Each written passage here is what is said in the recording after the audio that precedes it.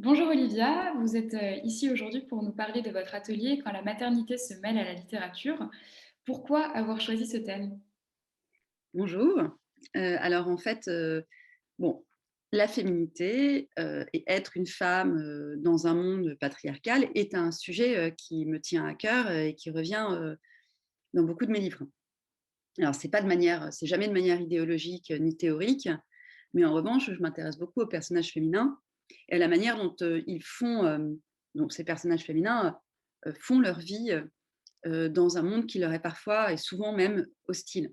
Donc je pense par exemple à Nous étions une histoire, qui est l'histoire de 3 femmes, d'une narratrice qui se débat, avec sa récente maternité. Elle est primipare et elle n'arrive pas à s'en sortir avec son bébé. Donc ça, c'est un livre que j'ai écrit en 2014, qui est très inspiré de mon propre rapport, à la maternité, qui est un rapport, compliqué, conflictuel, et cetera, mais que j'ai transformé pour en faire un roman. Mais en fait, on retrouve dans tous mes romans des personnages de femmes. Je pense à Viviane dans Le Tailleur de Relisane, qui est une femme qui se débat avec une maternité qui n'a rien d'aisé et de facile pour elle. Donc je trouve que, en fait, ce moment de la vie d'une femme, devenir mère, accoucher, devenir mère, être enceinte, donc mettre au monde, éduquer, etc., est un moment chargé, à la fois chargé d'émotions, plein d'ambivalence, qui est vraiment le creux, le nid où on peut vraiment raconter des histoires, en fait. Et j'ai déjà animé 2 ateliers sur la maternité, et ce qui était très intéressant à chaque fois, c'est que certaines participantes, alors il y a beaucoup de femmes dans ces ateliers-là, et j'ai envie de dire, les hommes sont bienvenus, en fait, parce que les hommes peuvent tout à fait parler et imaginer la maternité. Ce qui est intéressant, c'est que les participantes arrivaient avec parfois une idée de la béatitude.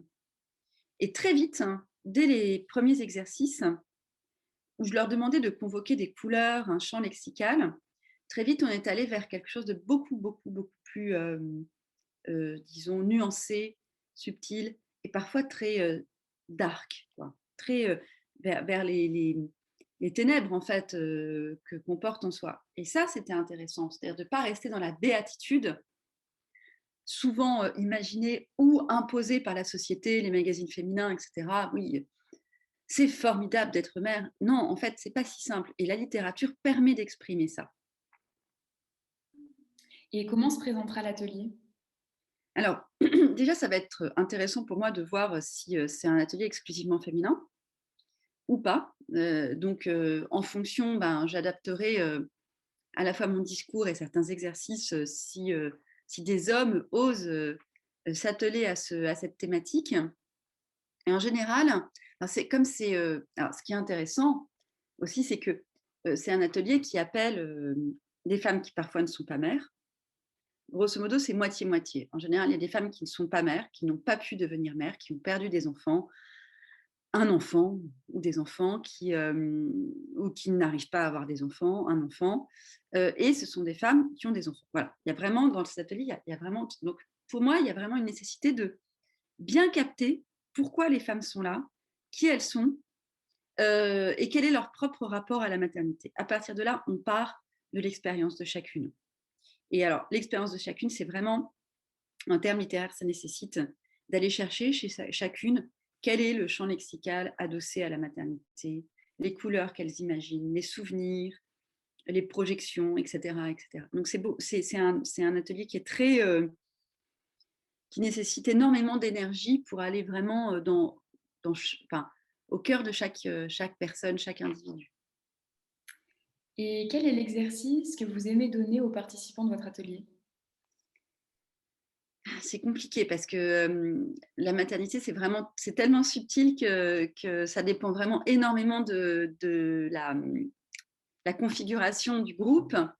Euh, mais je pense que on va aller vers des exercices, des contraintes narratives euh, du type, par exemple, je donne un exemple, hein, euh, je vais aller chercher des faits divers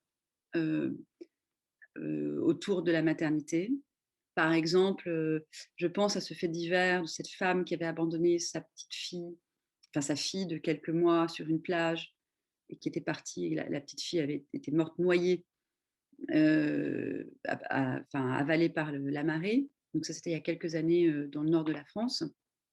Donc je vais aller chercher des faits divers, hem, incluant une maternité qui est pas voilà, qui est douloureuse, qui est inachevée, qui est empêchée et cetera, et je vais demander aux participants, participantes de broder une narration autour de ça. D'accord, merci beaucoup Olivia. On vous retrouve très prochainement dans votre atelier, quand la maternité se mêle à la littérature. Au revoir. Au revoir.